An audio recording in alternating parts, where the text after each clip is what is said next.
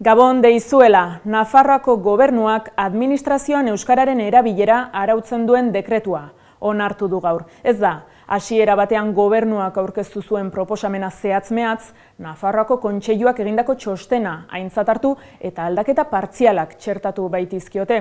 Zonifikazioa du oinarri dekretu honek, izan ere, ez diote era berean erantzungo zonalde euskalduneko, mistoko edo ez euskalduneko herritarren eskubideari. Bestelako titularrak ere utzi dizkigu gaurko egunak eta segidan azalduko dizkizuegu.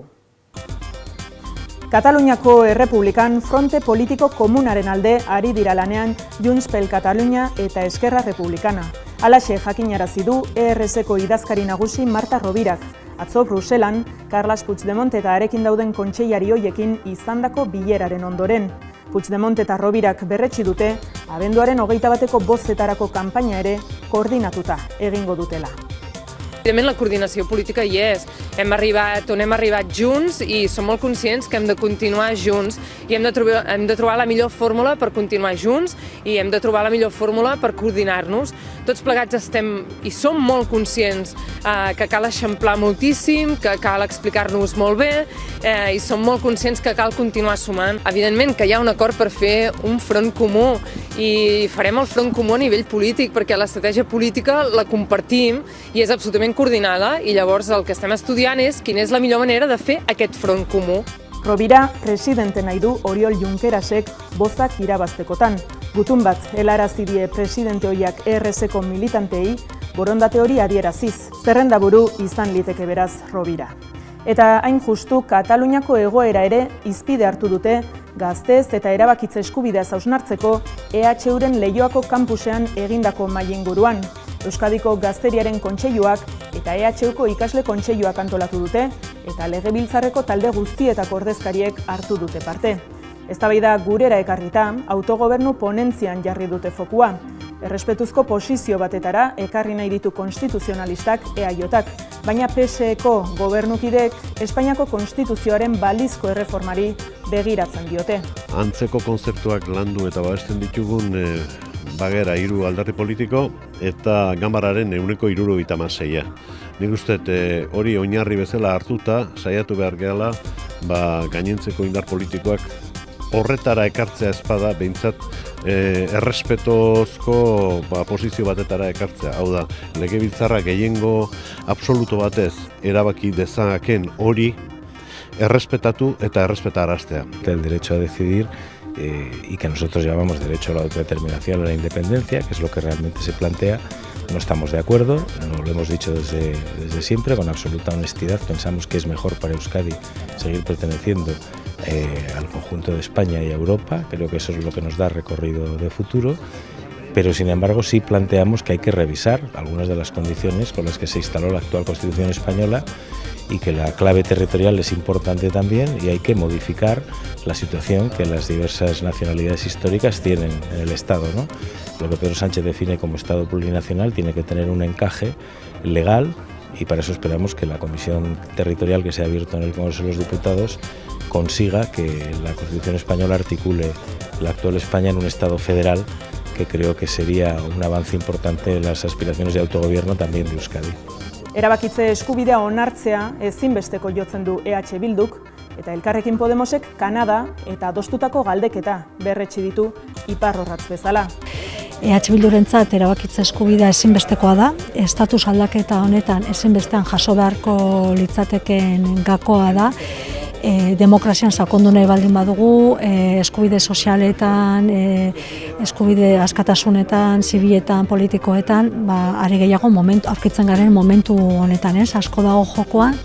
Orduan, iruditzen zaigu apostua izan beharko litzatekeela dagokigun, herri bezala dagokigun erabakitze eskubidea eskuratzeko, guztion arteko lana, ez bakarrik alderdiena, ez bakarrik erakunde batetan, baizik eta ahalbidetu herritarren parte hartze bat eta guztion artean erabakitze eskubidea gauzatzeko bidea egin.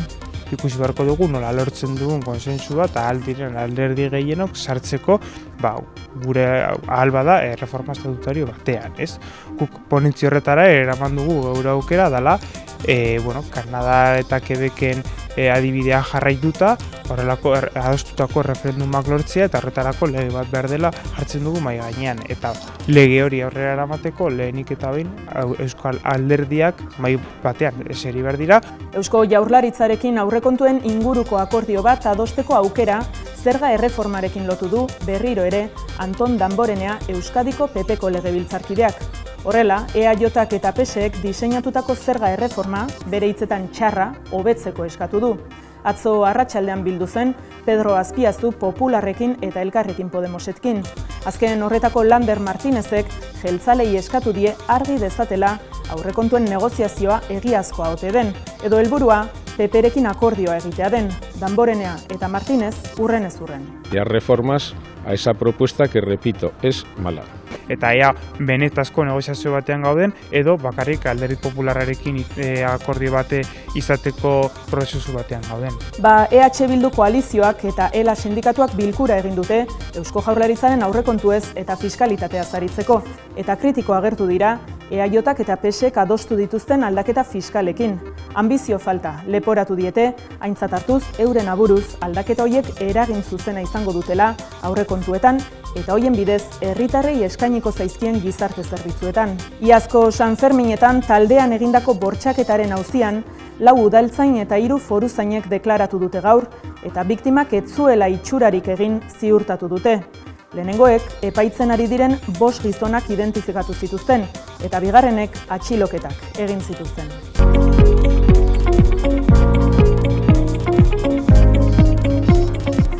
Gabon eta ongi etorri Nafarroa gaur debatera. Asteartera Gurean, Nafarroa gaur debatean gaiari ematen zaion trataera mediatikoaz aritu ziren Martxelo Díaz eta Maialen Uarte kazetariak. hainbat taldek esan den bezala, uste dute gaindimentsionatu egin dela gai hau, zuzen ere, zuk esan duzunagatik ez, 2016ko Sanfermin haietan beste hainbat salaketa jarri zituztelako hainbat emakumeek, 11 uste dut, hainbat eraso jasan zituztelako, eta urte hartan ere bortxaketa bat baino gehiago izan zelako eta ez zaiolako ematen hainbesteko oihartzunik komunikabideetan. Larria da azken finean, ez dakit gauzak ondo egiten saiatzen garen non lana ere zapusten dalako, ez? Eta bidaltzen den mezu nagusia, mezu txar bada, ez azken finean, lehen aipatu dugun, biktimizazio hori indartzen ara da, ez? Eta ikusten dugu, orain zalantzan jartzen dela, hori, epaiketa bertan ematen den bitartean, zalantzan jartzen ari dela, salaketa bera edo bortxaketa bera ere eman zenik, ez? Eta hori larria dela, batez ere oso mezu kaskarra dalako, mezu arriskutsua dalako, emakumeen eta giza eskubideen aurkako mezu bat dalako eta benetan larria da. Gasteizen berriz, duela 3 urteko andre baten hilketa epaitzen hasi dira. 2014 urteko azaroaren 3an Gasteizko etxe batean hilotz agertu zen Andrearen bikotekide ohiarentzat 20 urteko zigorra eskatu dute. Gaur hartu diote deklarazioa akusatuari eta defentsak absoluzioa eskatu du frogarik ez dagoela argudiatuta. 1978ko Sanferminetan gertatutakoa eta Germán Rodríguezen erailketa argitzeko gertaera hoiei buruzko dokumentuak desklasifikatzea babestuko du bestalde Nafarroako parlamentuak. Horretarako ordua dela aldarrikatu dute 1978ko Sanferminak gogoan plataformako eta Peinen Federazioko ordezkariek Nafarroako parlamentuan bertan. Germanen anaia Fermín Rodríguezek salatu du ez dela inolako erreparaziorik egin. Las muertes de Germán y Joseba son sin duda los hechos más graves de aquellos días, pero no los únicos. El centro de la ciudad quedó destrozado y las fiestas de aquel año suspendidas. El Ayuntamiento de Pamplona y la Comisión de Peñas formaron una comisión de investigación que apoyaron todos los partidos que entonces estaban ahí. En este aniversario, nuestro lema, Impunitarie Stop Impunidad, deja meridianamente claro nuestra intención de ahondar en la resolución de aquellos hechos, que recordemos, nunca han sido juzgados, nunca se ha pedido perdón y nunca se ha reparado a esta ciudad por una agresión militar indiscriminada. EH Bilduko legebiltzarkide Bakartxo Ruizek bere aldetik bat egin du Plataformako eta Peinen Federazioko kideen eskariarekin eta esan du Nafarroako parlamentuak alduena egiteaz gain Espainiak ere dagokion erantzukizuna hartu beharko lukela. Esan bezala, argizti bat eman baldin badakioke eta gutxienean Nafar jendartearen eta Nafarroako gehiengo politikoaren, espero dute hau batez izan dadin. Azkenean ardura horri nolabait heltzea eta eskaera horri bide ematea justiziazkoa da. 40 urte pasatu diren honetan egiaren bidean urrats batzuk emateko garaia dela. Eta esan bezala, alfombra azpian gorde nahi diren egia horiek ere azaleratzeko. Eta gero estatuak ere bere erantzunkizuna nolabait asumitu behar duelako. Hemen asko hitz egiten da egindako minaren aitortzaz, eta nik uste indarkeria baliatu duen edo zeinen kasuan ezinbestekoa baldin bada egindako mina aitortzea, zer esanik ez, estatu aparatu ez ari garenean, estatu batez ari garenean. Bestalde, 11 telebistak edatze bidean segitzen du eta datozen 5 urteetan Iruñerritik harago iritsiko da Euskal Telen bidez.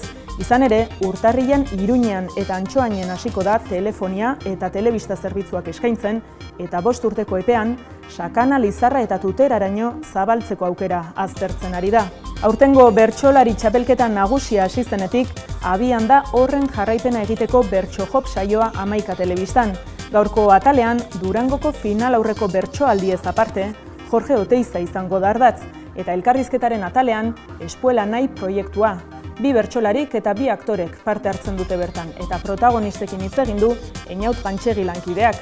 Albistegia amaitzean gaueko 9:00 aurrera izango duzue, bertso-jop ikusteko aukera gurean. Noctis Photobooks argitaletxeak Iñaki Mendizabalen box argazki liburua kaleratu du. Egileak boxeolarien mundu ilunaren argazkizpiak harrapatu ditu, zuri-beltzeko argazki ikusgarri eta esanguratsuetan. Mendizabalek itxuraz desordenatua eta arrotza den mundua ezagutzeko gonbita egin nahi dio irakurleari. Boxeoaren simbolismoa interesatzen jat, bat ez be. Eta pixka bat kolpe bat eman ikusten duenari, eta boxeoak horretarako errestasun asko moten dut. Benetako kolpeak dauz hor, eta ez dagoen lekuan be, zuk somatzen duzu egongo dala. Horregatik dinatzu dira, aurretik atreso bat eginda dago, gure burmuinean ja, boxeoak badauka eginda ja bere lekua, eta orduan hortik abiatzen gara, ezta. Orduan, nik nahiago dute ikuslearen esku itxi, eta batek zer ikusten badau, ondo niretzako interesanteagoa da. Eta kiroletan, Aritz Adurizek kontratua luzatu du Atletikekin. Donostiarrak 2019ko ekainaren 30 bitartean jarraituko du talde zuri-gorrian. Antiguokotik Lezamara egin zuen salto ategorrietakoak eta 3 etapa ezberdinetan jantzi du kamiseta zuri-gorria. 37 urte betetzear Atletiken ikur nagusia da. 154 gol sartu ditu taldearekin eta erabakigarria izan zen 2015ko Superkopa irabazteko. Beste moduan ez liteken bezala oso pozik Atletiken, iaia nire bigarren familian jarraitzagatik eta oso eskertuta Atletiken nigan berriro konfiantza jartzeagatik eta beti bezala ahalik eta ondoen konfiantza hori bultatzeko gogoarekin.